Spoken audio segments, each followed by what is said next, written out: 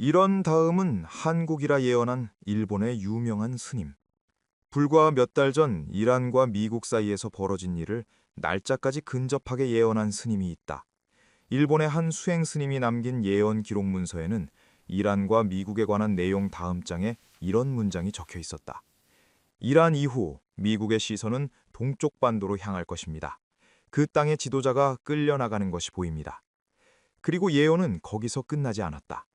혼란, 재편, 그리고 그 이후에 오는 것. 이 글은 그 기록을 추적한다. 그의 이름은 묘신 겐코, 교토 외곽에서 40년 넘게 수행해온 인물이다.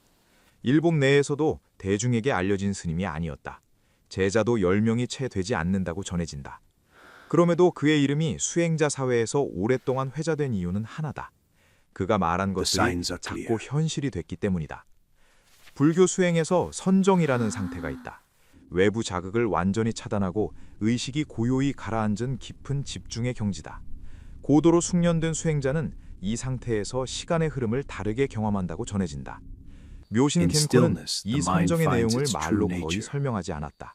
대신 제자들에게 가끔 짧은 문장을 불러주었고 제자들은 그것을 갈아 적었다. 그 기록들 중 일부가 최근 세상 밖으로 나왔다. 2024년 말 작성된 것으로 전해지는 문서에는 국제 정세에 관한 내용이 여러 장에 걸쳐 담겨 있었다. 처음엔 황당하게 읽혔을 내용들이 2025년과 2026년을 거치며 하나둘 실제 사건과 맞아떨어지기 시작했다. 불교에서는 과거와 미래를 직선으로 보지 않는다. 시간은 인간의 인식이 만들어낸 틀이고 그 틀 바깥의 의식은 아직 오지 않은 것을 이미 지나간 것처럼 감각할 수 있다고 본다. 묘신 겐코가 기록한 것이 정확히 그런 층위에서 나온 것인지 그것은 아무도 알 수 없다. 다만 기록은 남아있다. 2026년 3월 현재 수행자 커뮤니티 안팎에서 묘신 겐코의 기록이 화제가 된 결정적인 계기가 있었다. 문서에는 이란과 미국 사이의 충돌에 관한 내용이 담겨 있었다. 구체적인 사건의 형태, 시점의 흐름, 그리고 그 이후 양측의 움직임까지. 실제로 그 사건이 벌어지고 나서야 사람들은 이 문서를 다시 펼쳤다. 예언이 적힌 날짜는 사건보다 훨씬 앞서 있었다. 기록 속 문장은 이렇다. 미국과 이란 사이에 오래 눌러온 것이 터지는 것이 보입니다. 불꽃은 크지 않으나 그 파장은 길 것입니다. 그리고 그 파장이 잦아들 무렵 미국의 힘은 새로운 곳을 향하게 됩니다. 짧고 모호하다. 하지만 흥미로운 건 그 다음이다. 그가 말한 방향, 새로운 곳이 어디인지가 다음 장에 기록돼 있었다. 예언이란 원래 사건이 벌어진 뒤에 비로소 읽히는 언어다. 사건 이전의 언어는 너무 추상적으로 보이고 사건 이후의 언어는 너무 정확하게 보인다. 묘신 겐코의 기록이 바로 그 경계에 서 있었다. 이것이 사람들을 불편하게 만들었다. 이란과 미국에 관한 예언이 알려지면서 사람들이 가장 먼저 달려간 곳은 그 다음 장이었다. 거기에는 한국이 있었다. 정확히는 한반도라는 표현이었다. 스님은 남쪽인지 북쪽인지를 명확히 구분하지 않았다. 그저 이렇게 기록돼 있었다. 그 반도에는 두 개의 권력이 있습니다. 미국의 움직임이 그 반도를 건드릴 때 한쪽의 지도자가 그 자리에서 끌려나가는 것이 보입니다. 많은 이들이 지켜보는 가운데 조용하지 않은 방식으로. 이 문장이 공개되자 해석이 쏟아졌다. 끌려나간다는 표현이 체포를 뜻하는 것인지, 권좌에서의 축출인지, 혹은 전혀 다른 의미인지를 두고 온라인 공간이 달아올랐다. 남쪽 지도자를 가리키는 것이라는 시각과 북쪽의 변화를 암시한다는 시각이 팽팽하게 맞섰다. 묘신 겐코의 제자 중 한 명은 이후 짧은 글을 남겼다. 스님이 이 부분을 구술할 때 유독 오래 눈을 감고 있었다고. 그리고 다 말하고 나서 이렇게 덧붙였다고 한다. 어느 쪽이든 한반도의 미래는 바뀝니다. 그 끌려나감이 오히려 시작점이 됩니다. 불교에서는 위기를 기라고도 부른다. 기회와 위기는 같은 글자에서 나왔다. 무언가가 무너질 때 그 안에 이미 새로운 구조의 씨앗이 담겨 있다는 개념이다. 스님이 말한 끌려나감 이후의 이야기가 바로 그 씨앗에 관한 것이었다. 지도자가 끌려나간 이후 묘신 겐코의 기록은 한동안 어둡게 흐른다. 그 이후 두 해는 거칠 것입니다. 질서가 흔들리고 사람들은 무엇을 믿어야 할지 모르게 됩니다. 분열의 목소리가 커지고 반도 전체가 안개 속을 걷는 것처럼 보입니다. 그러나 그 안개는 무언가를 감추기 위한 것이 아닙니다. 새로운 지형이 굳어지는 시간입니다. 2026년 스님의 기록대로라면 지금이 바로 그 문턱에 해당하는 시점이다. 그런데 그 다음 장에서 기록은 갑자기 방향을 튼다. 2028년 그 반도에서 선이 사라지는 것이 보입니다. 피가 아니라 말로, 총이 아니라 문서로. 나는 두 개의 깃발이 하나로 합쳐지는 장면을 보았습니다. 통일, 그것도 무력이 아닌 방식으로. 이 예언이 공개됐을 때 반응은 둘로 갈렸다. 터무니없다는 쪽과 오히려 그래서 더 이상하다는 쪽. 전쟁 없는 통일은 한반도의 현실을 고려하면 가장 비현실적인 시나리오처럼 보인다. 그런데 불교적 시간관으로 보면 꼭 그렇지만은 않다. 불교에서는 업이 무르익으면 그에 맞는 결과가 자연히 도래한다고 본다. 인위적인 힘이 아니라 오랫동안 쌓인 에너지의 흐름이 어느 순간 방향을 바꾼다는 것이다. 묘신 갱코가 묘사한 통일의 장면은 어쩌면 그 업의 전환점을 본 것일지도 모른다. 통일 이후의 예언은 한 인물에 대한 묘사로 이어진다. 통일된 반도에 한 사람이 다시 나타납니다. 새로운 얼굴이 아닙니다. 이미 많은 이들이 알고 있는 사람입니다. 그가 다시 서는 자리는 예전과 같지 않습니다. 더 높거나 더 화려한 자리가 아니라 더 넓은 자리입니다. 이 부분이 공개된 이후 온라인에서는 그 인물이 누구인지를 두고 추측이 이어졌다. 스님은 이름도 직함도 언급하지 않았다. 다만 제자 중 한 명이 묻자 이렇게 답했다고 전해진다. 그가 누구인지는 때가 되면 모두가 알게 됩니다. 지금 그 이름을 말하는 것은 씨앗을 흙에 심기 전에 열매의 맛을 말하는 것과 같습니다. 한국의 미래를 바꿀 인물이 이미 세상에 알려진 존재라는 것. 그리고 그가 사라졌다가 다시 등장한다는 것. 이 두 가지 조건이 겹치는 인물이 누구인지에 대한 해석은 여전히 열려 있다. 이 예언에서 흥미로운 건 단순히 인물의 귀환이 아니다. 스님이 강조한 건 그가 서는 자리의 성격이었다. 권력의 자리가 아닌 연결의 자리. 앞으로의 시대에 필요한 지도자의 형태가 달라진다는 암시였다. 전성기라는 말은 늘 경제나 군사력으로 설명돼 왔다. 그런데 묘신 갱코의 기록은 다른 언어를 쓴다. 새롭게 열리는 시대의 첫 번째 힘은 무기도 자본도 아닙니다. 그것은 내면의 주파수입니다. 얼마나 많이 가졌느냐가 아니라 얼마나 깊이 연결되어 있느냐가 나라의 위상을 결정하게 됩니다. 제자가 물었다. 그렇다면 오랫동안 세계를 주도해온 강대국들은 어떻게 되는 것이냐고. 스님은 잠시 눈을 감았다가 답했다고 한다. 그 나라들이 약해진다는 것이 아닙니다. 강한 채로 뒤처지는 것입니다. 물리적 힘이 강한 것이 오히려 짐이 됩니다. 새 시대에 맞는 감각을 기르지 못한 채 자신들이 옳다고 믿어온 방식만 붙들게 됩니다. 그리고 한국에 대한 묘사가 이어졌다. 동쪽 반도의 남쪽, 그 땅에 사는 사람들은 오랫동안 좁은 땅에서 극도로 다양한 감각을 발달시켜 왔습니다. 빠르게 느끼고, 빠르게 바뀌고, 깊이 공명합니다. 새로운 시대의 언어는 그 감각 위에서 작동합니다. 묘신 갱코는 이 부분에서 한국을 특별하다거나 선택받았다는 식으로 말하지 않았다. 오히려 그가 강조한 건 준비된 결과라는 표현이었다. 오랜 고난과 압축된 경험이 특정한 집단적 감수성을 만들어냈고 그것이 새 시대의 흐름과 공명한다는 것이다. 불교에서는 이를 근기라고 한다. 씨앗이 자라는데 필요한 토양의 성재. 어떤 가르침이 어떤 사람에게 깊이 스며드는 이유는 그 사람의 근기가 그 가르침과 맞닿아 있기 때문이다. 묘신 갱코는 한반도 남쪽 사람들의 집단적 근기가 새 시대의 가르침, 즉 새로운 문명의 원리에 가장 빠르게 반응할 토양이라고 보았다. 기록의 후반부에는 새로운 시대 자체에 대한 묘사가 나온다. 이 부분이 가장 신비롭고 또 가장 해석이 분분한 대목이다. 앞으로 열릴 세상은 오래전 인류가 처음 의식을 가졌을 때와 닮아 있습니다.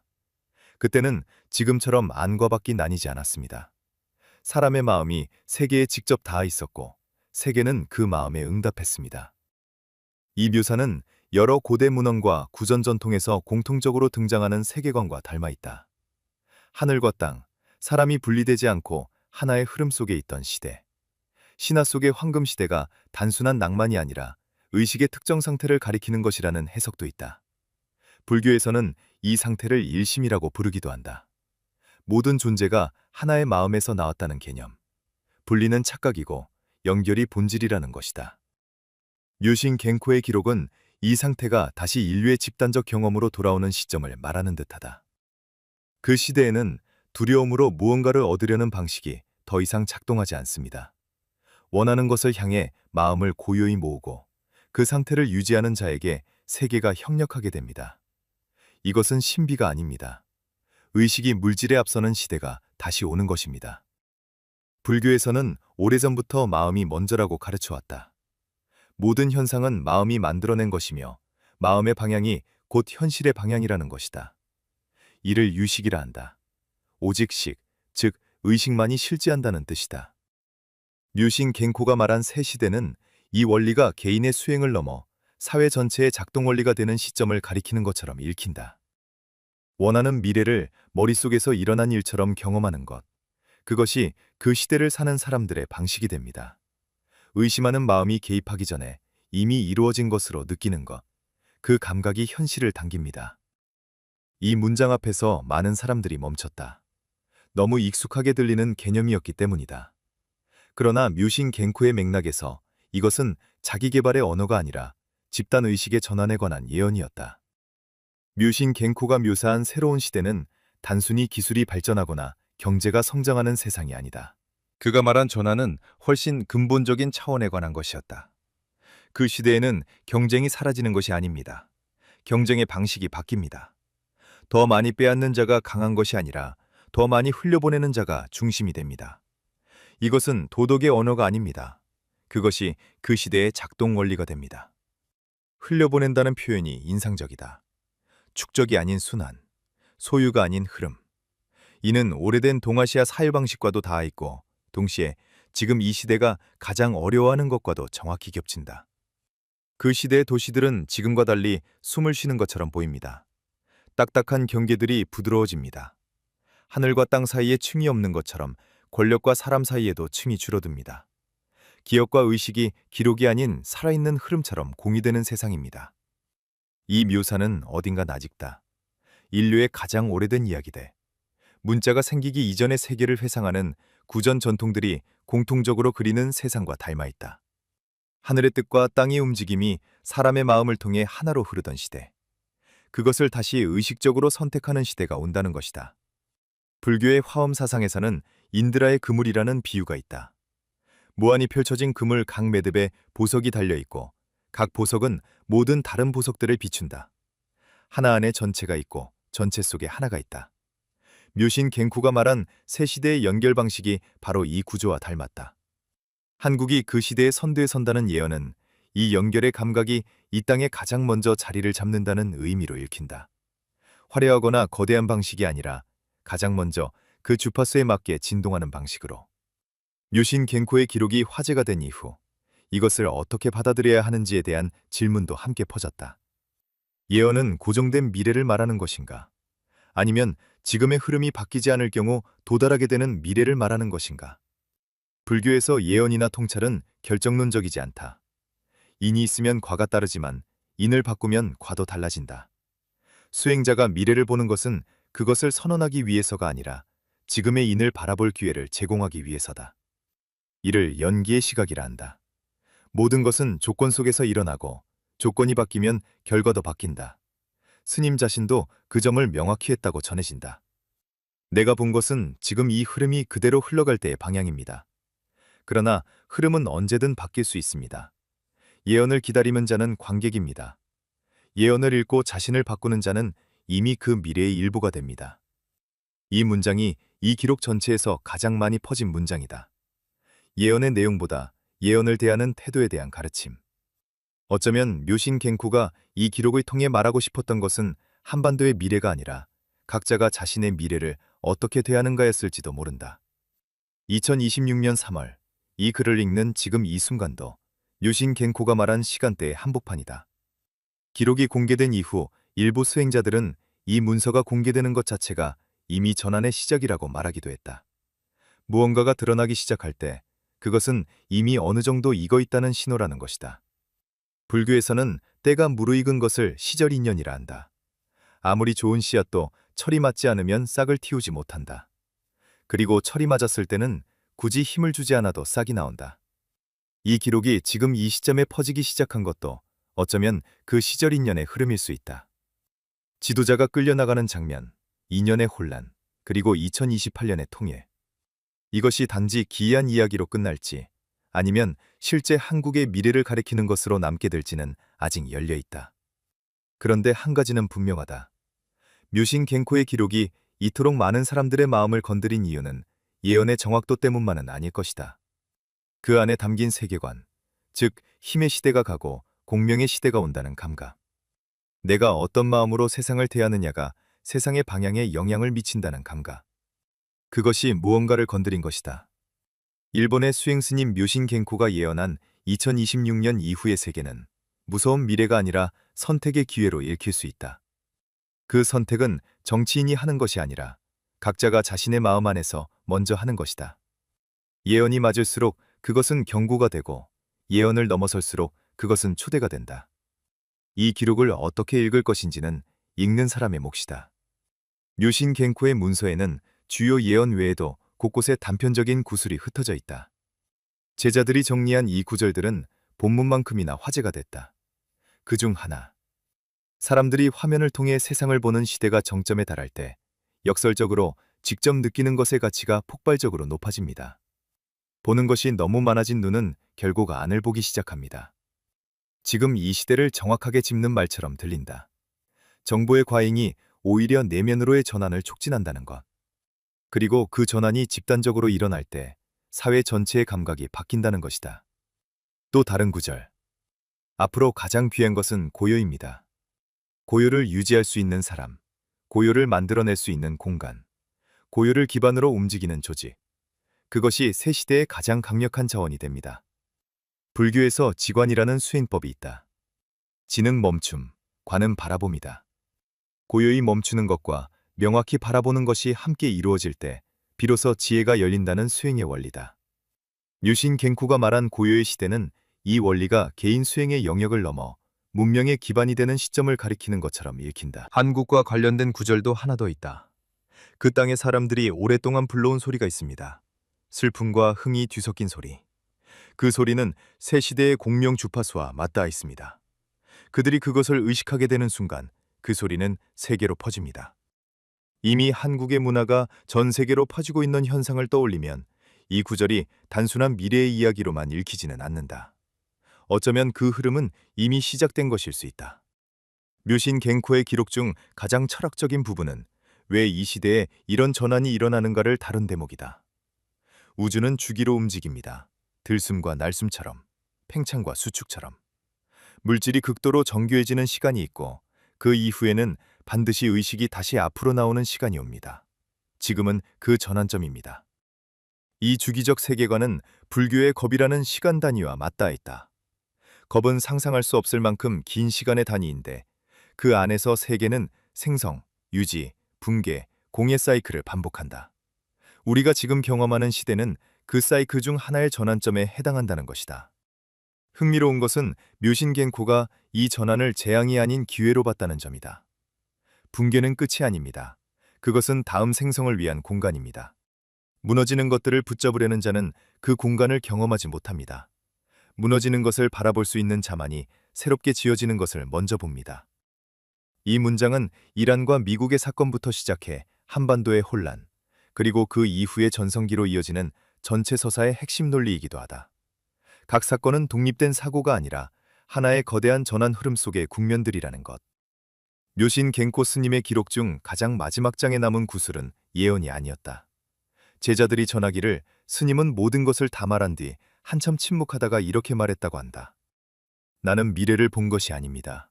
지금 이 순간의 깊은 곳을 본 것입니다. 미래는 지금 안에 이미 있습니다. 씨앗 안에 나무가 있는 것처럼. 당신이 지금 무엇을 품고 있는지가 당신의 미래입니다.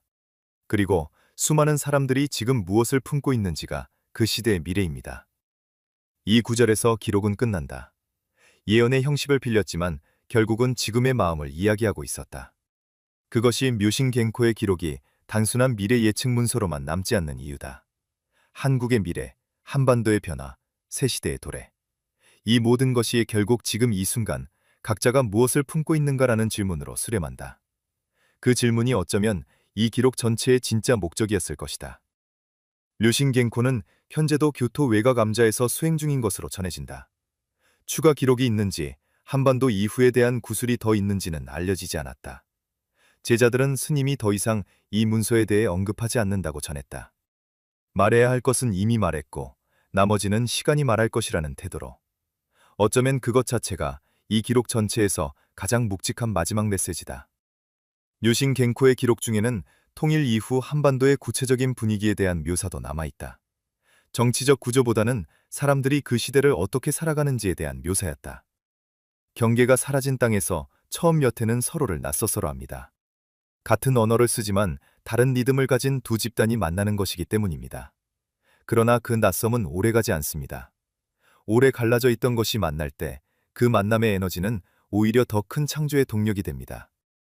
서로 다른 방향으로 압축되었던 두 에너지가 합쳐질 때의 폭발적인 가능성. 이것은 음과 양이 만나 새로운 것을 만들어내는 원리와도 같다. 불교에서는 이것을 화합이라 하기도 한다. 서로 다른 요소들이 충돌이 아닌 보완으로 작용하며 더 큰 전체를 이루는 것이다. 그 땅에서 예술이 먼저 피어납니다. 그 다음이 과학이고 그 다음이 철학입니다. 새로운 시대의 문명은 늘 예술에서 시작됩니다. 아름다움이 먼저 감각되어야 진리가 뒤따릅니다. 이 순서가 흥미롭다. 예술 화살표, 과학 화살표, 철학. 대부분의 현대 사회가 역순으로 진행해왔다는 것을 생각하면 이것은 단순한 묘사가 아니라 새 시대의 인식론적 전환을 말하는 것으로 읽힌다. 한국이 지금 이 순간 전 세계에 가장 활발하게 수출하고 있는 것이 무엇인지를 떠올려보면 이 묘사가 단지 먼 미래의 이야기만은 아닌 것처럼 느껴지기도 한다. 스님의 기록에는 한국만을 특별히 종용하는 것이 아니라 더 큰 지구적 전환 속에서 한반도가 어떤 위치에 있는지를 설명하는 구절들이 있다. 이 시대의 전환은 한 나라의 이야기가 아닙니다. 지구 전체가 함께 숨을 바꾸는 시기입니다. 다만 그 전환의 파동이 가장 먼저 강하게 일어나는 지점들이 있고 동쪽 반도는 그 진원지 중 하나입니다. 지진처럼 진원지가 있고 파동이 퍼지는 방식의 비유. 한반도가 진원지라는 것이 특별히 뛰어나다는 의미가 아니라 그 흐름에 가장 예민하게 반응하는 지점이라는 의미로 해석할 수 있다. 그 지역의 사람들은 반복적인 역사 속에서 유달리 감각이 예민해졌습니다. 빠른 변화와 극단적인 상황들을 세대를 거쳐 경험하면서 집단 무의식 안에 적응과 창조의 회로가 형성됐습니다. 그 회로가 새 시대의 주파수와 만나는 것입니다. 집단 무의식이라는 개념은 불교에서도 아레아식이라는 형태로 존재한다. 개인을 넘어 공유되는 심층의 의식층, 과거의 모든 경험과 업이 저장된 저장고. 류신겐코가 말한 회로는 어쩌면 이 아레아식의 층에서 작동하는 패턴을 가리키는 것일 수 있다. 개인의 마음이 현실을 만들듯 집단의 심층 의식이 그 집단이 살아가는 시대를 만든다. 이것이 불교적 세계관에서 보는 역사의 원리다. 한반도 사람들의 아레아 시간에 축적된 것이 무엇인지가 그들의 미래를 결정한다는 것. 일본 스님 류신겐코가 예언한 2026년 이후 한국의 미래는 단순한 정치적 변화의 나열이 아니었다. 이란과 미국 사이의 충돌을 앞서 기록했던 스님은 그 직후 한반도를 언급했다. 미국의 시선이 이란을 지나 동쪽 반도로 향하고 그 땅의 지도자가 끌려나간다는 내용. 그 이후의 두 해는 혼란. 그리고 2028년의 통일과 새 지도자의 등장, 대한민국의 전성기. 하지만 이 모든 것보다 더 깊이 기록이 말하는 것은 시대 자체의 전환이다. 물리적 힘이 주도하는 시대에서 의식과 공명이 주도하는 시대로의 전환. 그리고 그 전환의 흐름에 한국의 감수성과 집단 근기가 잘 맞닿아 있다는 것. 일본의 수행자가 바라본 한국의 미래는 외부에서 주어지는 것이 아니었다. 안에서 키워온 것이 밖으로 드러나는 것이었다. 그 관점이 옳은지 그른지는 앞으로의 시간이 답할 것이다. 지금은 그 질문을 품고 있는 것만으로도 충분할 수 있다. 이 글은 일본 스님이 예언한 2026년 이후 한국의 미래를 중심으로 류신겐코 스님의 기록과 그 안에 담긴 불교적 영성적 세계관을 함께 살펴봤다. 예언이라는 장르는 언제나 논란과 함께한다. 믿는 자에게는 나침반이 되고 의심하는 자에게는 그저 이야기가 된다. 어느 쪽이든 그 안에서 무언가를 가져가는 것이 있다면 이 기록은 그것으로 충분히 제 역할을 한 것이다. 2026년, 지금 이 순간, 우리가 각자 어떤 마음을 품고 있는가가 이미 그 미래의 첫 줄이다. 오늘의 영상을 재밌게 보셨다면 예언에 대한 생각을 댓글로 남겨주시면 감사하겠습니다. 좋아요도 눌러주시면 큰 힘이 됩니다. 시청해주셔서 감사합니다. 중국 예언가가 예언한 2026년 이후 한국의 미래. 한국은 이때 다시 하나가 된다. 그리고 그 땅은 당신이 생각하는 것보다 훨씬 넓어진다. 오늘은 중국 예언가 청무한이 예언한 2026년 이후 한국의 미래, 그리고 그것이 연결된 더 큰 흐름을 함께 살펴보겠습니다. 청무한. 본명도 나이도 출신 지역도 공개된 것이 없습니다. 도교와 티베트 밀교 계보를 혼합한 독자적 수행의 길을 걷는 것으로 알려진 이 인물은 예언을 시의 형태로 남긴다고 알려져 있습니다. 도교에는 언불진의라는 말이 있습니다. 말은 결코 뜻을 다 담을 수 없다는 의미입니다. 청무한이 시로만 예언하는 이유가 여기에 있다고 합니다. 언어로 고정되는 순간 진실은 이미 절반을 잇는다고 그는 믿습니다. 그의 예언 시들은 2024년 하반기부터 온라인에 조용히 퍼지기 시작했습니다. 해석자 집단이 자발적으로 생겨났고 지금 이 순간에도 그의 시를 번역하고 풀어내는 사람들이 곳곳에 존재합니다. 그 예언들 중 가장 많은 사람이 주목하는 것이 바로 2026년 이후의 세계에 관한 연작시입니다. 청무한의 연작시는 2026년을 이렇게 정의합니다. 하늘이 미룬 것은 사라지지 않는다. 물이 차오르면 반드시 넘치고 눌린 땅은 반드시 솟아오른다. 2026 묵은 빚이 돌아오는 계절. 도교의 핵심 원리 중 하나인 기의 흐름에는 주기가 있습니다. 억눌렸던 것이 임계점을 넘는 순간 폭발적으로 터져나옵니다. 청무한이 말하는 2026년은 그 임계점입니다. 오래 눌렸던 것들, 오래 미루어졌던 것들, 오래 기다려왔던 것들이 이 해를 기점으로 한꺼번에 움직이기 시작한다고 그는 말합니다. 그리고 그 흐름은 세계 곳곳에서 동시다발적으로 일어난다고 예언합니다. 청무한의 두 번째 시입니다. 독수리는 오래 기다렸다. 사막의 불시위를 맴돌며 때를 세웠다. 2026 드디어 발톱을 내리꽂는다. 검은 피가 흐르는 땅 위에서 마침내 깃발을 세운다. 이 시에서 사막, 검은 피라는 표현이 핵심입니다. 해석자들은 이것을 중동 지역의 에너지 자원, 즉 석유를 둘러싼 오랜 패권 다툼으로 읽습니다. 서방의 핵심 세력은 수십 년간 이 지역에서 완전한 통제권을 쥐지 못했습니다. 특히 이 지역의 마지막 변수로 남아있던 나라, 신정체제로 수십 년간 서방에 저항해온 그 나라와의 충돌이 2026년에 본격화된다고 청무한은 예언합니다. 이 충돌은 결국 정리됩니다. 그 결과 서방의 핵심 세력은 중동의 에너지 흐름에 대한 전례 없는 수준의 통제권을 손에 넣습니다. 불교 경전에 일체유심조라는 구절이 있습니다. 모든 것은 마음먹은 대로 이루어진다는 뜻이지만 역으로 보면 오래 마음먹어온 것은 결국 실현된다는 이야기이기도 합니다.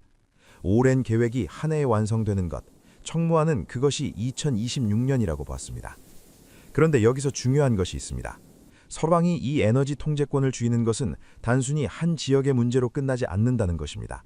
세계 경제의 핏줄인 오일 가격과 공급 흐름을 장악한다는 것은 전 세계 모든 나라의 셈법을 바꾸는 일입니다. 그리고 그 변화는 예상치 못한 곳에서 연쇄 반응을 일으킵니다. 그 연쇄 반응의 첫 번째 진원지가 바로 중국입니다. 청무한의 연작시 중 가장 긴 시입니다. 용은 오래 기다렸다. 수십 년을 웅크리고 수백 년을 되새기며 여름 하늘이 열리는 날을 헤아렸다. 마침내 비늘을 세우고 일어섰지만 구름은 그 편이 아니었다. 바람은 등을 밀지 않았고 하늘은 침묵했다. 발톱은 허공을 찢었으나 땅에 닿지 않았다. 용은 처음으로 자신이 혼자라는 것을 알았다. 중국에는 와신상담이라는 말이 있습니다. 장작 위에 누워 쓸개를 핥으며 복수를 준비한다는 뜻입니다. 수십 년, 어떤 시각에서는 수백 년간 품어온 수건. 청무한은 그 수건을 향한 행동이 2026년 여름에 시작된다고 예언합니다. 그러나 결과는 실패입니다. 구름이 그 편이 아니었다는 표현은 외부 세계가 이 움직임에 동조하지 않았다는 것을 뜻합니다. 국제사회의 강력한 개입, 예상을 뛰어넘는 반발, 그리고 고립. 용은 발톱을 펼쳤지만 결국 허공에 찢고 거두어야 했습니다. 음양사상에서 음극 즉 양이라는 원리가 있습니다. 가장 어두운 순간이 밝음으로 전환되는 전환점을 뜻합니다. 하지만 그 반대도 성립합니다. 가장 팽창한 순간, 수축이 시작됩니다. 2026년 여름의 실패는 중국에게 그 수축의 시작점이 됩니다. 청무환의 네 번째 시입니다. 발톱을 거둔 용은 안으로 고개를 돌렸다. 외부의 벽이 아닌 내부의 틈이 먼저 벌어졌다. 스스로의 불꽃에 스스로가 탄다. 가장 큰 나라는 가장 긴 균열을 품고 있었다. 실패한 팽창은 대개 내부로 향합니다. 역사 속에서 이 패턴은 반복되어 왔습니다. 외부로 향하던 에너지가 차단되었을 때 그 에너지는 안으로 역류합니다. 책임 공방, 내부 갈등, 권력 균열. 청무환은 이것을 가장 큰 나라가 가장 긴 균열을 품고 있다는 말로 표현합니다. 거대한 외형은 동시에 거대한 내부 모순을 숨기고 있다는 의미입니다. 외부 충격이 그 균열을 표면으로 끌어올립니다. 물극필반. 모든 것이 극에 달하면 반드시 방향이 뒤집힌다는 도교의 원리입니다. 팽창의 극점이 수축의 시작인 것처럼 중국이 가장 강하게 뻗어나가려 했던 그 순간이 분열의 기점이 됩니다. 중국의 분열은 하루아침에 일어나지 않습니다. 그러나 2026년을 기점으로 그 흐름은 멈추지 않습니다. 그리고 이 흐름은 바다를 건너지 않고 땅을 따라 북쪽으로 스며듭니다. 중국 예언가 청무환이 예언한 2026년 이후의 흐름 중 많은 해석자들이 가장 주목하는 대목이 바로 이 다섯 번째 시입니다. 대륙의 진동은 바다를 건너지 않는다. 땅으로 스며들고 뿌리를 따라 흐른다. 북쪽 얼음 아래까지. 청무환은 중국의 분열이 인접한 북쪽에 영향을 미치는 방식을 바다가 아닌 땅을 통해 전달한다고 묘사합니다. 이것은 군사적 충격이나 외교적 파장이 아닌 더 조용하고 더 깊은 차원의 전달을 의미합니다. 경제적 연결고리의 붕괴, 수십 년간 북쪽을 지탱해온 외부 지원의 차단, 그리고 그로 인한 내부 시스템의 서서한 붕괴. 동양 철학에서는 이것을 이렵지추로 표현합니다. 잎 하나가 떨어지는 것으로 가을 전체를 안다는 뜻입니다. 큰 변화는 언제나 작은 신호로 먼저 도착합니다. 중국의 흔들림은 그 신호입니다. 청무환의 여섯 번째 시입니다. 오래된 성벽은 밖에서 깨지지 않는다. 적이 아니라 배고픔이 먼저 들어온다. 균열은 안에서 시작되고 문은 안에서 열린다. 한반도의 북쪽, 수십 년간 외부와의 단절을 체제 유지의 수단으로 삼아온 이 공간은 아이러니하게도 그 단절 때문에 더 취약합니다. 외부의 충격을 막는 두꺼운 벽이 동시에 내부의 숨통을 조이는 구조입니다. 중국의 분열이 가속화되면서 그 지원 구조가 흔들리기 시작하면 북쪽 체제가 의존해온 외부 연결망이 하나씩 끊어집니다. 군사력과 감시망으로는 배고픔을 막을 수 없습니다. 청무환은 이 과정을 배고픔이 먼저 들어온다고 표현했습니다. 어떤 이념도 어떤 체제도 생존 본능 앞에서는 유연해질 수밖에 없습니다. 균열은 외부에서 오지 않습니다. 안에서 아주 조용하게 시작됩니다. 카오스 이론에는 나비 한 마리의 날갯짓이 대륙 반대편의 폭풍을 만든다는 개념이 있습니다. 청무환의 예언에서 그 나비는 2026년 여름의 실패입니다. 그리고 폭풍의 종착리는 한반도입니다. 청무환의 연작시 중 해석자들이 가장 감정적으로 반응하는 시입니다. 자존심은 배고픔 앞에 무릎을 꿇고 원한은 더 오래된 핏줄 앞에 녹는다. 북쪽의 형이 남쪽의 동생에게 손을 내민다. 오랜 밤 뒤의 새벽처럼 부끄럽지만 따뜻한 손으로. 2030년. 청무환은 이 해를 특정 사건의 해가 아닌 오랜 흐름이 귀결되는 해로 정의합니다. 수십 년간 이어진 대립, 체제의 차이, 쌓여온 불신. 그러나 체제가 흔들리고 경제가 무너지고 외부의 버팀목이 사라졌을 때 가장 마지막에 남는 것은 결국 같은 언어를 쓰는 사람들입니다. 원융. 도교와 불교 양쪽에서 공통으로 쓰이는 이 개념은 서로 다른 것이 충돌 없이 하나로 녹아드는 상태를 말합니다. 청무환은 2030년의 통합을 승리나 흡수가 아닌 원융의 과정으로 묘사합니다.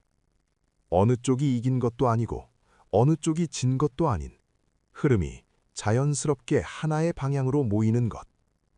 북쪽이 먼저 손을 내미는 이 장면을 청모아는 부끄럽지만 따뜻한 손이라고 표현했습니다. 자존심을 내려놓은 손이지만 그것이 오히려 진정한 화해의 시작이라는 의미가 담겨 있습니다. 통합이 완성되던 그 시기, 또 다른 흐름이 동시에 진행되고 있었습니다. 중국의 분열은 2026년에 시작되어 2030년이 되면 절정에 이릅니다.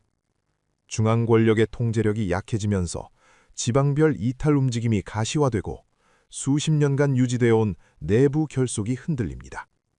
이 과정에서 한반도와 맞닿아 있는 북쪽의 일부 광활한 땅이 힘의 공백 상태로 들어서게 됩니다. 역사는 힘의 공백을 채웁니다. 언제나 그래왔습니다. 가장 가까이에 있고 가장 안정된 체제를 가진 존재가 그 공간 안으로 들어갑니다. 청모아는 이것을 예언이 아닌 자연의 이치로 표현했습니다. 물은 빈 곳으로 흐릅니다. 그것이 그의 7번째 시의 핵심입니다. 용이 스스로 불탄 자리에 새 씨앗이 뿌리를 내린다. 빈 땅은 기억하지 않는다. 누가 먼저 와서 씨를 심었는지만 기억한다. 잠깐 더 들여다볼 필요가 있습니다. 서방의 핵심 세력이 중동의 에너지 통제권을 완성하는 것은 단순히 하나의 지역 분쟁이 마무리되는 사건이 아닙니다. 석유는 오랫동안 세계 경제의 혈액이었습니다. 어느 나라가 그 혈액의 공급을 통제하느냐에 따라 나머지 나라들의 셈법이 근본적으로 달라집니다. 특히 에너지 자급도가 낮은 나라들에게 오일 가격과 공급 안정성은 곧 경제 생존의 문제입니다. 중국은 그 대표적인 나라 중 하나입니다. 엄청난 산업 규모를 유지하기 위해 막대한 에너지를 외부에서 들여옵니다. 서방이 그 공급 경로의 핵심을 장악한다는 것은 중국의 산업 엔진의 가장 중요한 연료 통제권이 다른 손으로 넘어간다는 것을 의미합니다. 청모안의 시에서 독수리가 깃발을 세운다는 표현의 무게가 여기서 비로소 분명해집니다. 이것은 군사적 승리의 상징이 아니라 경제 패권 재편의 완성을 뜻합니다. 이 변화는 중국의 내부 경제 압박을 가중시키고 이미 균열이 시작된 내부 체제에 또 하나의 무게를 더합니다. 청모안이 그린 2026년 이후의 세계에서 에너지 패권의 전환과 중국의 분열은 서로 맞물린 하나의 흐름입니다. 세계사적 전환점은 대부분 이렇게 작동합니다. 하나의 큰 사건이 연쇄적 변화를 불러오고 그 변화들이 서로 영향을 주고받으며 새로운 질서를 만들어냅니다. 2026년은 청모안에게 그 연쇄의 첫 번째 단추가 눌리는 해입니다. 청모안의 예언을 제대로 이해하려면 분열이라는 단어를 좀 더 정밀하게 읽어야 합니다. 그가 예언하는 중국의 분열은 갑작스러운 붕괴나 혁명적 사건이 아닙니다. 오히려 그 반대에 가깝습니다. 서서히, 아주 조용히 중심의 구심력이 약해지는 과정입니다. 동양 철학에서는 이것을 이합집산의 원리로 설명합니다. 모이고 흩어지는 것이 모든 존재의 본질적 운동이라는 뜻입니다. 어떤 집합체도 영원히 하나로 유지되지 않습니다. 거대한 것일수록 내부에 다양한 결들이 존재하고 외부 압박이 가중될 때 그 결들이 분리되기 시작합니다. 중국은 수천 년의 역사 속에서 여러 번 분열과 통합을 반복했습니다. 청모안의 시각에서 이것은 비극이 아닙니다. 자연의 리듬입니다. 2026년의 실패와 에너지 압박은 그 리듬의 전환점이 됩니다. 중앙 집권의 구심력이 약해지면서 수십 년간 억눌려 있던 지방별 이해관계와 민족적 다양성이 수면 위로 올라옵니다. 이 과정은 4년 동안 진행됩니다. 2026년에 시작되어 2030년이 되면 그 흐름이 누구도 되돌릴 수 없는 지점에 도달합니다. 그리고 바로 그 시점, 한반도에서는 전혀 다른 방향의 역사가 완성되고 있습니다. 청모안의 연작시를 해석해온 이들이 공통적으로 짚는 대목이 있습니다. 그것은 한국의 부상이 단순히 규모의 성장이 아니라는 점입니다. 한국은 지난 수십 년간 동아시아에서 독특한 역할을 해왔습니다. 강대국 사이에서 어느 쪽에도 완전히 흡수되지 않으면서 고유한 문화와 기술력과 유연한 외교적 유용성을 유지해온 나라. 청모안은 그 독립성이 미래의 핵심 자산이 된다고 봅니다. 거대한 두 세력이 하나는 패권을 완상하고 하나는 분열로 향하는 그 사이, 안정된 체제와 높은 역량을 갖춘 나라가 새로운 지역의 중심으로 부상하는 것은 지정학적으로 자연스러운 귀결입니다. 도교에는 유능승강이라는 말이 있습니다. 부드러운 것이 단단한 것을 이긴다는 뜻입니다.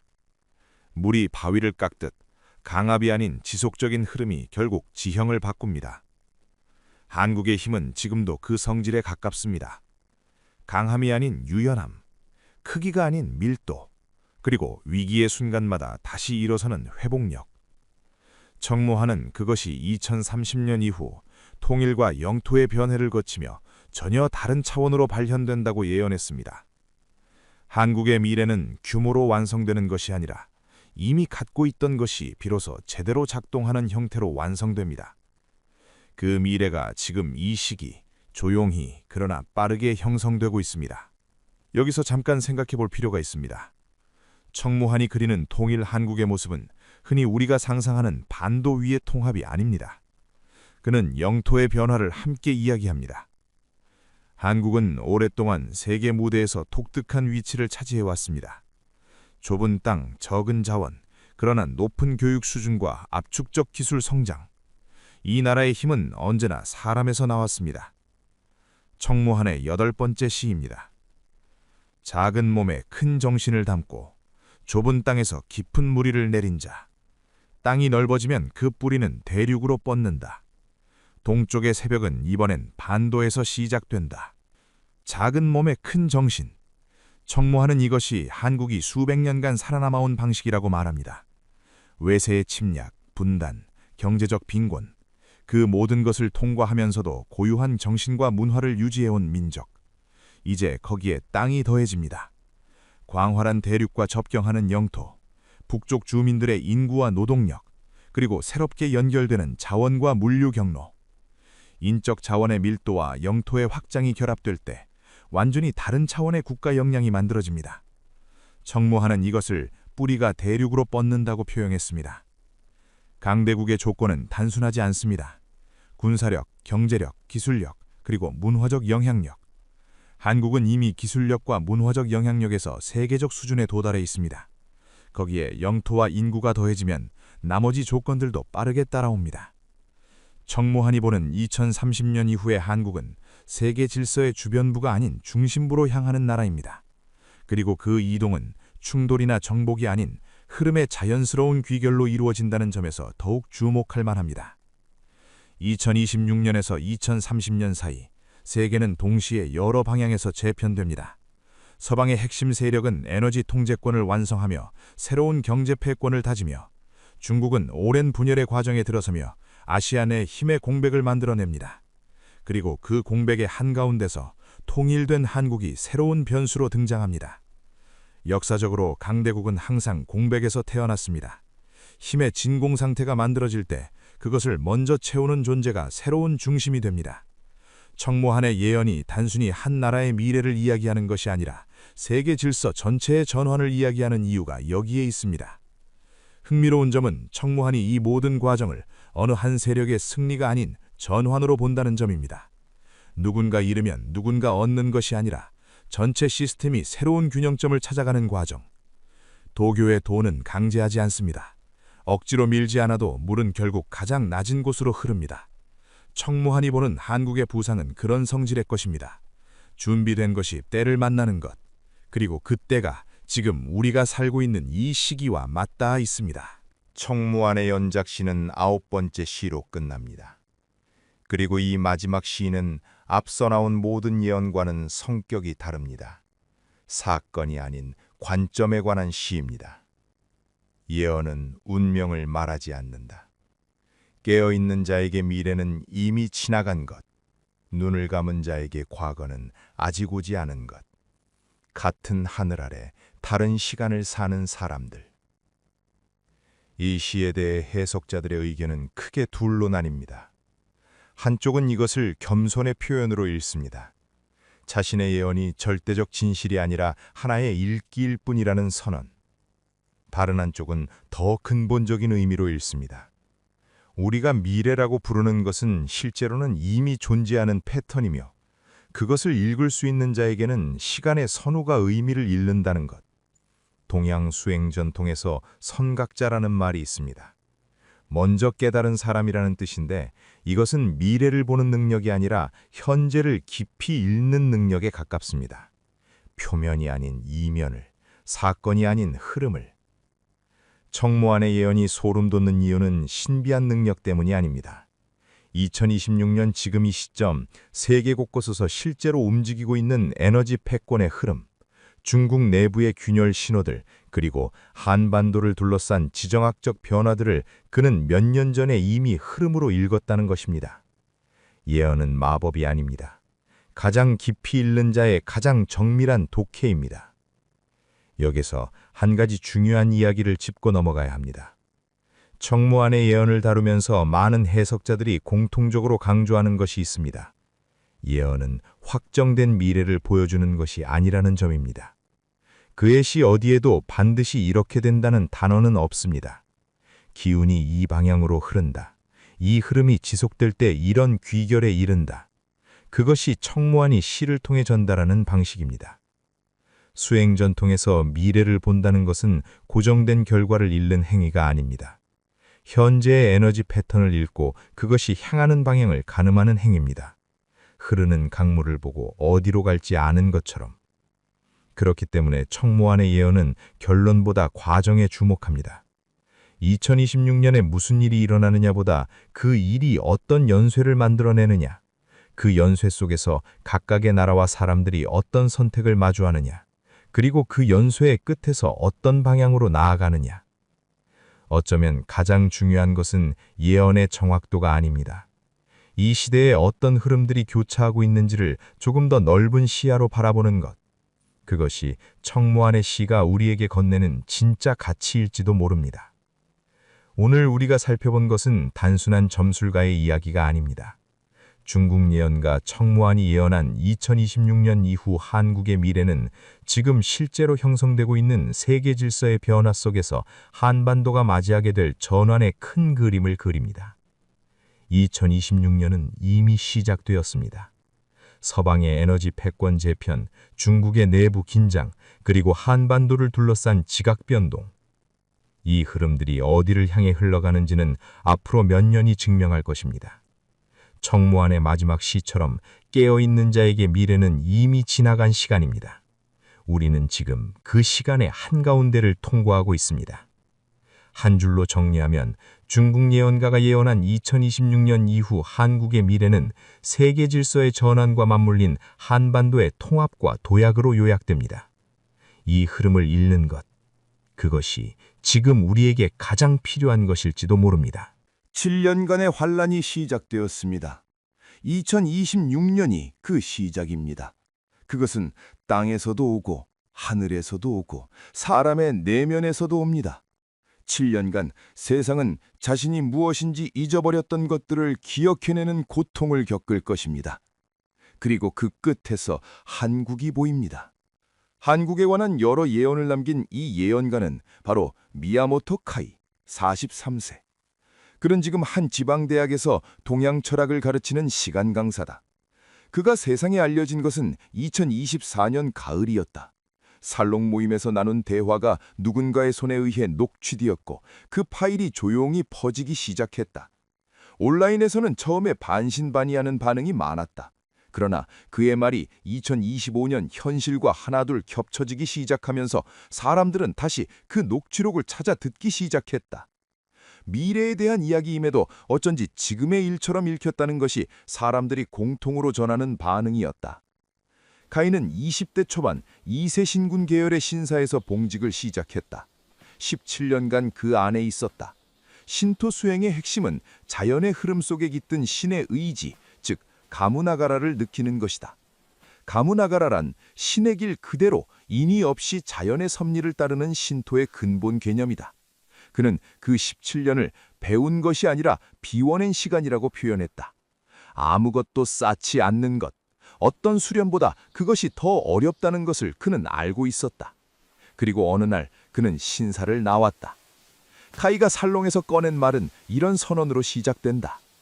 2026년부터 세상은 동시다발적으로 흔들립니다. 한 곳의 문제가 아닙니다.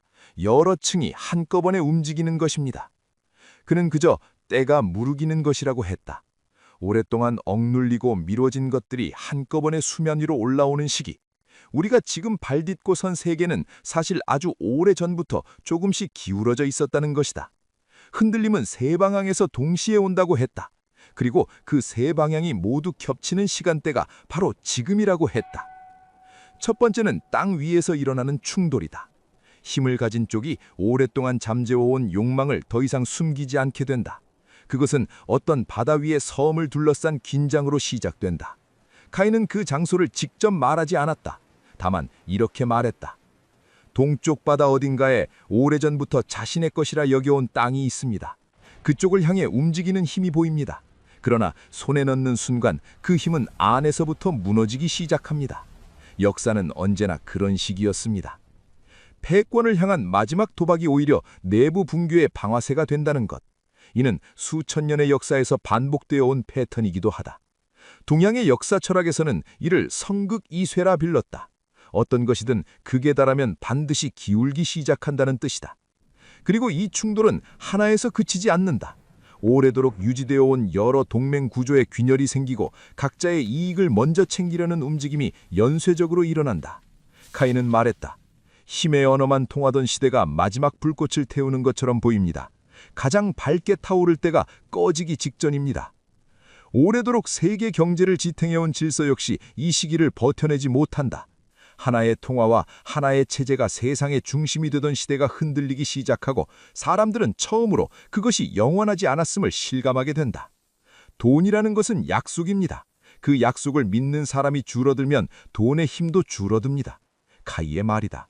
그리고 그 자리를 무엇이 대체할 것인지 아직 아무도 알지 못한다는 점이 사람들을 더 불안하게 만든다고 했다. 두 번째 흔들림은 땅 자체에서 온다. 일본에 대해 카이는 유독 담담하게 말했다. 자국에 관한 이야기임에도 그의 목소리에서 두려움이나 슬픔은 느껴지지 않았다. 녹취록을 들은 사람들이 공통으로 기억하는 것이 바로 이 장면이다. 열도의 남쪽이 먼저 움직입니다. 오래된 지형이 바뀌고 오래된 도시들이 재편됩니다. 두려운 일이 아닙니다. 땅이 움직이는 것은 지구가 자신의 언어로 말하는 것입니다. 그는 잠시 멈추었다가 덧붙였다. 일본은 이 격변을 통해 오히려 더 본질적인 것으로 돌아가게 됩니다. 예로부터 동양의 수행 전통에서 대규모 지각 활동은 기운의 재배열로 해석되어 왔다. 천재지변이 끝이 아니라 새로운 시대가 열리는 진통으로 여겨지기도 했다. 파괴처럼 보이는 것이 사실은 정화인 경우가 있다는 것이다. 한편 해수면과 기후, 계절의 리듬도 어긋나기 시작한다고 카이는 말했다. 그것 역시 땅의 흔들림과 무관하다. 자연은 하나로 연결되어 있습니다. 어느 한 곳이 흔들리면 전체가 느낍니다. 세 번째이자 마지막 흔들림은 눈에 보이지 않는다. 카인은 이것을 두고 가장 오래 이야기했다.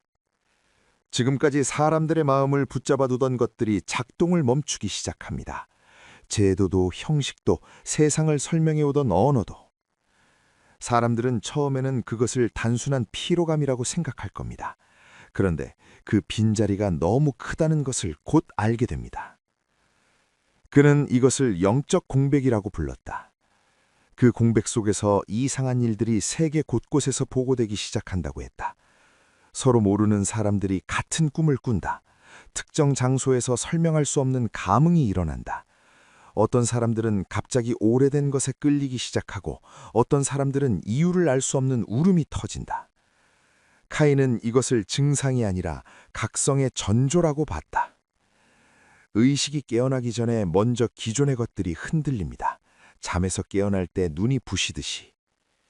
수행의 세계에서는 이런 과두기 상태를 음양교책이라 부르기도 한다. 묵은 에너지가 빠져나가고 새로운 흐름이 들어오는 사이 잠깐의 혼란과 어둠은 피할 수 없다는 것이다. 이 세 가지 흔들림이 동시에 진행된다는 것이 카이의 핵심적인 시각이다. 따로따로가 아니라 연결되어 있다.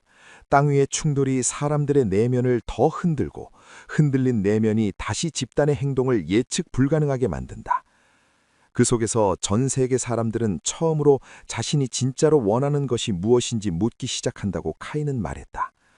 물질이 주지 못하는 무언가, 제도가 채워주지 못하는 무언가를 찾아 움직이기 시작한다는 것이다. 7년. 카인은 이 혼란이 정확히 7년간 이어진다고 했다. 일본 예언가가 그린 미래의 지도 위에서 그 7년은 세상이 다음 얼굴을 갖추기 위한 진통의 시간이다. 7년이라는 시간 동안 세상은 무너지기만 하는 것이 아니다. 무너지면서 동시에 재편된다. 카인은 이 점을 강조했다. 혼란의 시기에 사람들은 두 가지로 나뉩니다. 무너지는 것을 붙잡으려는 쪽과 새로운 것을 향해 먼저 걸음을 내딛는 쪽. 역사는 항상 후자가 다음 시대를 열었습니다. 기존의 국가 체계가 기능을 잃어가는 틈에서 작은 공동체들이 곳곳에서 생겨나기 시작한다.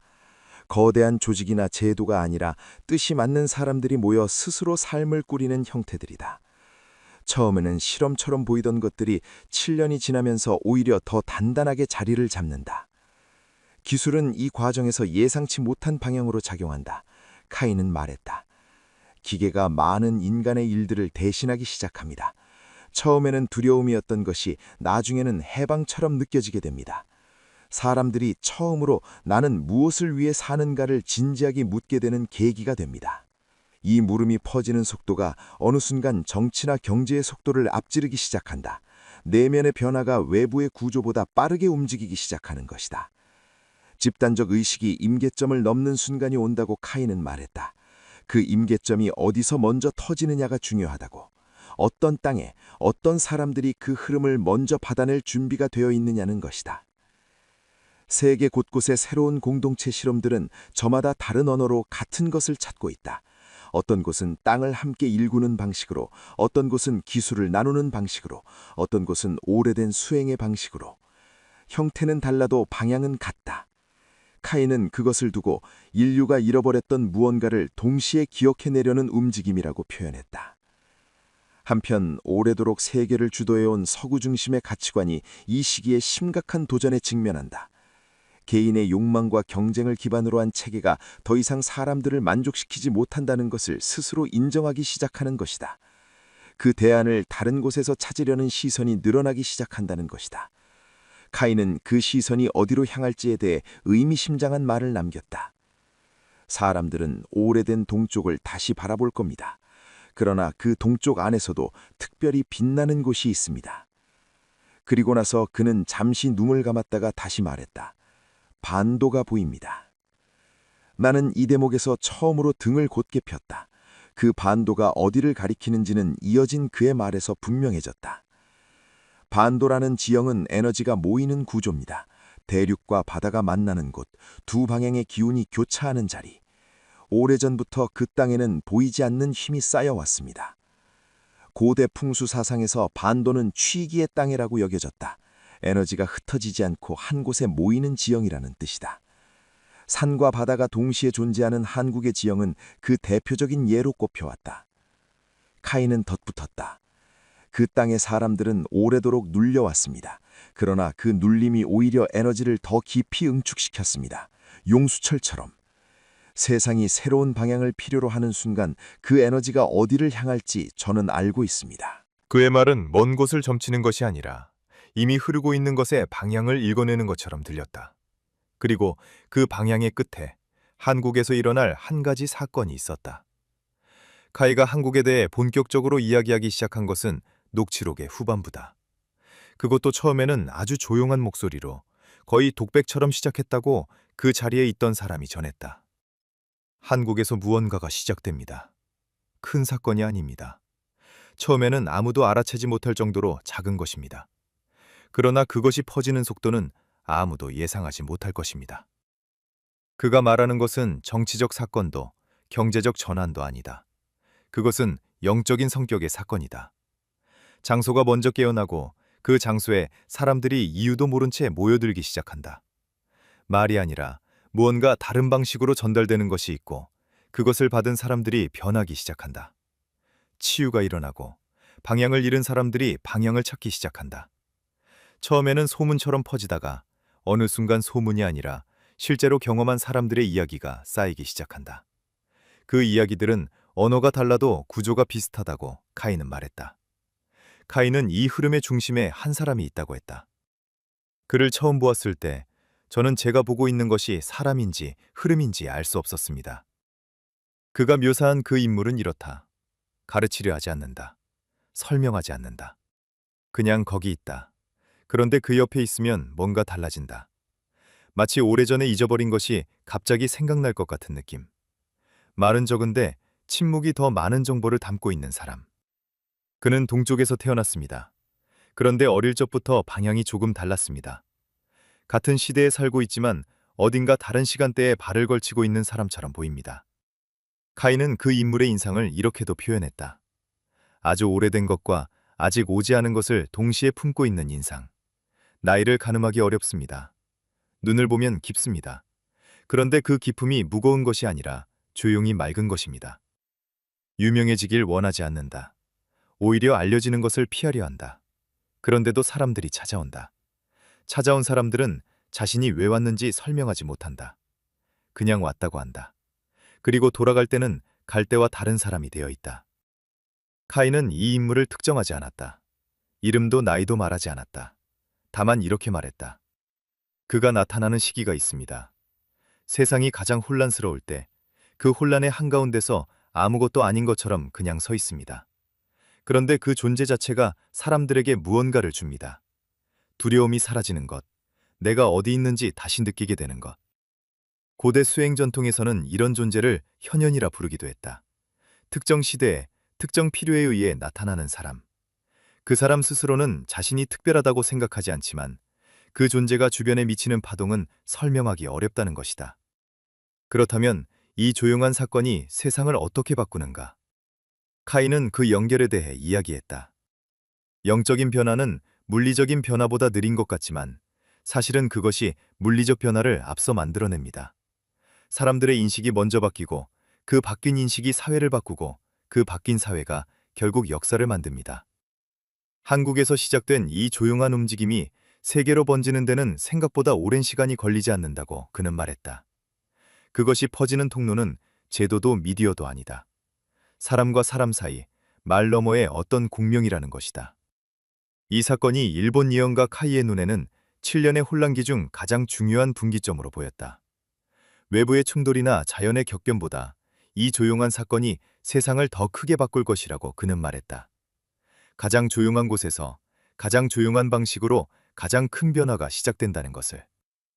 7년의 혼란이 한창인 2030년, 카이는 그 반도에 관한 또 하나의 이야기를 꺼냈다. 이번에는 더 조심스럽게, 그러나 확신 있는 목소리로. 2030년, 그 반도에서 오랫동안 나뉘어 있던 것이 하나가 됩니다. 그런데 카이가 묘사하는 방식은 우리가 생각하는 것과 달랐다. 협상 테이블도 극적인 정치적 합의도 아니다. 어느 날 갑자기가 아닙니다. 이미 오래전부터 물밑에서 무언가가 움직이고 있었습니다. 외부의 충돌과 내부의 피로감이 동시에 작용합니다. 그리고 어느 순간 둘이 하나인 것처럼 보이기 시작합니다. 협상이 아니었습니다. 에너지가 재결합하는 것입니다. 그는 이것을 정치적 결과가 아니라 에너지의 재통합으로 설명했다. 억지로 붙이는 것이 아니라 갈라진 것이 더 이상 갈라져 있을 수 없게 되는 것이라고 했다. 그 순간이 오면 사람들은 왜 이렇게 오래 걸렸는지 이해하지 못할 겁니다. 나뉜 것이 합쳐질 때 나오는 에너지가 있다. 오랫동안 서로를 향해 잡아당기던 힘들이 해소되면서 생겨나는 방출. 카이는 그 에너지가 그 반도를 완전히 다른 수준으로 끌어올리는 계기가 된다고 말했다. 그리고 카이는 이것을 더 큰 흐름과 연결지었다. 세상은 이 시기에 물질의 시대에서 영적인 시대로 넘어갑니다. 이것은 선택이 아닙니다. 필연입니다. 물질의 시대란 더 많이 소유하고, 더 빠르게 성장하고, 더 강한 힘을 갖는 것이 목표가 되던 시대다. 카이는 그 시대가 2026년부터 서서히 기능을 잃기 시작하고 7년의 진통을 거치면서 완전히 막을 내린다고 봤다. 물질이 인간을 행복하게 만들 수 없다는 것을 인류가 집단적으로 깨닫는 순간이 옵니다. 그것은 철학적 결론이 아닙니다. 실제로 경험하면서 알게 되는 것입니다. 영적인 시대란 무엇인가? 카이는 이것을 거창하게 설명하지 않았다. 보이지 않는 것이 보이는 것만큼 실제한다는 것을 사람들이 알게 되는 시대입니다.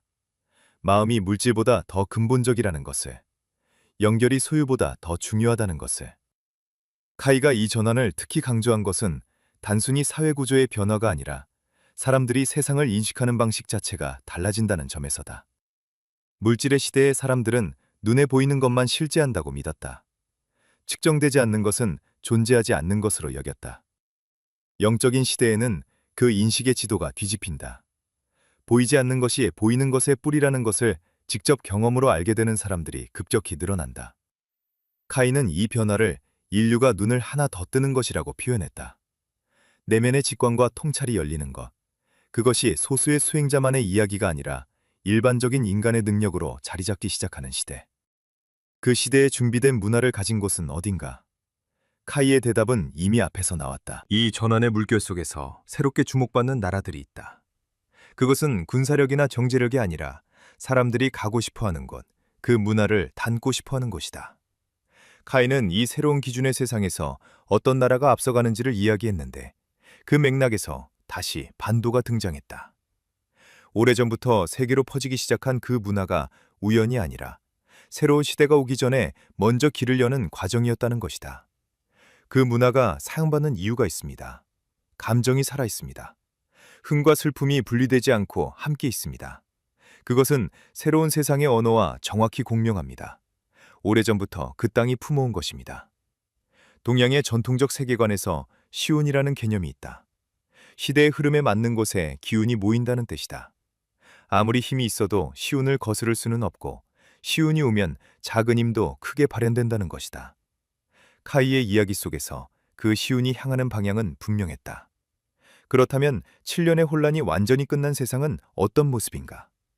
카이는 그것을 묘사하는 대목에서 처음으로 목소리에 온기가 실렸다고 그 자리에 있던 사람이 전했다. 카이는 7년이 끝난 뒤의 세상을 묘사하기 시작했다. 그것은 막연한 상상이라기보다 기억처럼 들렸다. 아직 오지 않은 것을 말하는데 어딘가 본 적 있는 것을 떠올리는 사람의 목소리였다. 국경이 의미를 잃기 시작합니다. 사람들이 땅으로 나뉘는 것이 아니라 뜻으로 모이기 시작합니다. 같은 것을 꿈꾸는 사람들이 언어와 국적을 넘어 연결됩니다. 기계가 대부분의 노동을 대신하는 세상이 온다. 처음에는 그것이 공포였지만 시간이 지나면서 사람들은 비로소 노동으로부터 해방된 시간 속에서 자신이 진짜로 하고 싶은 것을 찾기 시작한다. 카이는 말했다. 일을 하지 않아도 되는 세상이 옵니다. 그런데 사람들은 더 많이 움직입니다. 시키는 일이 아니라 하고 싶은 일을 하기 때문입니다. 이 묘사를 들으면서 나는 묘하게 낯선 느낌을 받았다. 들어본 적 없는 이야기인데 어딘가 아주 오래된 이야기처럼 들린다는 것. 카이는 계속했다. 그 세상에서는 먹고 사는 문제가 더 이상 사람들을 잡아두지 않습니다. 그래서 사람들은 처음으로 하늘을 다시 바라보기 시작합니다. 땅을 다시 느끼기 시작합니다. 자연과 사람이 서로를 해치지 않는 시대. 그 세상의 모습은 이렇다. 마을과 마을이 담을 치지 않는다. 가진 것을 감추지 않는다. 아이가 태어나면 마을 전체가 함께 기른다. 누군가 아프면 모두가 돌본다. 땅은 소유의 대상이 아니라 함께 쓰는 것이다. 이기는 것이 목표가 아니라 함께 사는 것이 목표인 세상. 카이는 이것을 묘사하면서 잠시 눈을 감았다가 다시 떴다. 어딘가에서 들어본 것 같은 이 풍경은 사실 아주 오래된 기록 속에 있다. 고대의 어떤 전승들은 인류의 첫 시대를 이렇게 전한다. 하늘의 뜻과 땅의 리듬과 사람의 마음이 서로 어긋나지 않던 때. 다스리는 자가 따로 없어도 모두가 각자의 자리를 알던 시대. 빼앗음이 없고 두려움이 없고 사람과 자연이 한 몸처럼 움직이던 때. 그 기록들은 그것을 잃어버린 것이 아니라 원래의 상태로 묘사한다. 그것은 미래가 아닐 수도 있습니다. 우리가 한번 잃어버린 곳으로 돌아가는 것일 수도 있습니다. 카이의 이 말이 녹취록 전체를 통틀어 가장 오래 기억에 남는다고 사람들은 말한다. 그 세상에서 언어는 지금보다 덜 중요해진다. 말보다 마음이 먼저 닿는 경우가 많아진다고 카이는 말했다. 다른 말을 쓰더라도 서로를 알아보는 시대. 그게 가능하냐고 묻는다면 저는 그것이 원래의 인간이라고 말하겠습니다. 오래된 동양의 관점에서 인간의 원래 상태는 하늘과 땅과 사람이 하나의 흐름 안에 있는 것이었다. 천지인 합일이라 부르는 그 상태. 그것이 문명이 발달하면서 점점 잊혀졌고 이제 다시 그 방향으로 돌아가는 시대가 온다는 것이다. 카이는 그것을 진보라고 부르지 않았다. 회복이라고 표현했다. 그 세상에서 강한 나라란 무력을 가진 나라가 아니다. 사람들이 닮고 싶은 삶의 방식을 가진 나라. 굳이 찾아가고 싶은 곳. 그 기준으로 세상이 재편될 때 무엇이 강함이 되는지는 지금과 완전히 달라진다.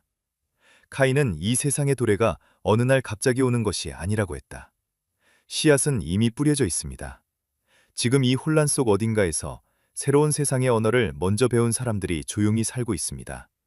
그들이 보이지 않는 것은 아직 세상이 그들을 볼 준비가 되지 않았기 때문입니다. 그 준비가 끝나는 시간이 바로 7년이라는 것이다. 새로운 세상에서는 지식이 전달되는 방식도 달라진다. 지금처럼 쌓이는 것이 아니라 열리는 것으로. 배우는 것이 아니라 기억해내는 것으로. 동양의 수행 전통에서는 이것을 각성이라 불렀다. 이미 안에 있는 것이 깨어나는 것, 외부에서 가져오는 것이 아니라는 뜻이다. 카이는 그 각성이 집단적으로 일어나는 시대가 온다고 봤다. 카이는 이 새로운 세상이 어느 날 선언처럼 시작되지는 않는다고 했다. 사람들이 모르는 사이에 이미 그 세상 속에 있게 된다는 것. 마치 계절이 바뀌는 것처럼. 겨울이 끝났다고 선언하는 사람은 없지만 어느새 공기가 달라져 있는 것처럼. 변화는 언제나 알아채지 못하는 사이에 가장 깊이 진행됩니다. 큰 소리로 오는 것이 아니라 조용히 이미 와 있는 것입니다. 카이의 말이다. 이것이 그가 읽어낸 흐름의 본질이었다. 세상이 끝나는 것이 아니라 오래된 것이 마침내 새롭게 시작되는 것. 나는 이 모든 이야기를 처음부터 다시 정리하면서 한 가지 생각이 남았다. 믿느냐 믿지 않느냐는 각자의 몫이다. 그런데 왜 이 이야기가 마음에 걸리는가? 왜 한 번 들으면 쉽게 잊혀지지 않는가? 카이라는 사람을 직접 만난 것도 아닌데 왜 그의 말이 실제로 있었던 대화처럼 느껴지는가? 카이가 살롱을 나서면서 마지막으로 남긴 말이 있다고 한다. 녹취록에는 잡히지 않았고 그 자리에 있던 한 사람이 전한 것이다. 지금 여러분이 두려운 것은 당연합니다. 그러나 기억하십시오. 두려움은 새로운 것 앞에서 오는 것이기도 하지만 오래된 것이 무너질 때도 옵니다. 지금의 두려움이 어느 쪽인지 스스로에게 물어보십시오. 그 말이 자꾸 돌아온다. 이 이야기가 공개된 뒤 일본 예언가 미야모토 카이를 찾는 사람들이 늘었다. 그러나 그는 여전히 교토 외곽의 그 조용한 공간에 있다고 한다. 카이는 마지막으로 이렇게 말했다. 흐름은 있습니다. 그 흐름을 읽는 사람과 읽지 못하는 사람의 차이는 결국 어디를 바라보고 있느냐의 차이입니다. 나는 지금도 가끔 녹취록의 첫 구절을 다시 떠올린다. 그리고 그 끝에서 한국이 보입니다. 그 말이 통찰인지 어떤 다른 무엇인지는 모르겠다. 다만 그 말은 여기서 끝나지 않는 질문으로 남아있다. 그리고 그 질문은 나만 갖고 있는 것이 아닐 것이다. 일본 예언가 미야모토 카이가 그린 2026년 이후 세계의 그림. 그것은 세상이 무너지는 이야기가 아니다. 오래 잠들었던 것이 깨어나는 이야기다. 혼란의 끝에서 그리고 그 깨어남의 한 지점에 한국이 있다.